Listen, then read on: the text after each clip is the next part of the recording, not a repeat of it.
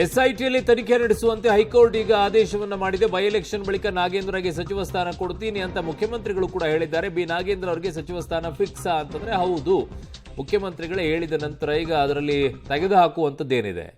So Valmiki ಸಮುದಾಯದವರು ಕೊಡಬೇಕು ಅಲ್ವಾ, ಹಾಗಾಗಿ ನಾಗೇಂದ್ರ ಅವರಿಗೇನೆ ಅದನ್ನ ಸ್ಥಾನವನ್ನ ಕೊಡೋ ವಿಚಾರದಲ್ಲಿ ಆ ಕಡೆಗೆ ಮುಖ್ಯಮಂತ್ರಿಗಳು ಆ ಸ್ಟೇಟ್ಮೆಂಟ್ ಅನ್ನು ಕೊಟ್ಟಿದ್ದಾರೆ. ಈ ಕಡೆಗೆ ಹೈಕೋರ್ಟ್ನಿಂದಲೂ ಕೂಡ ಆದೇಶ ಬಂದಿದೆ. ಈಗ ಸಿಬಿಐಗೆ ಇದನ್ನು ಕೊಡೋ ಹಾಗಿಲ್ಲ, SIT ತನಿಖೆ ಮಾಡುತ್ತೆ ಅಂತ.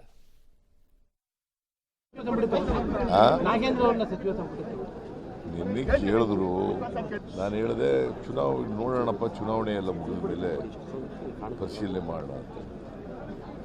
ಏನಾದರೂ ಪುನರ್ರಚನೆ ಮಾಡುವ ಸಾಧ್ಯತೆ ಇದೆ?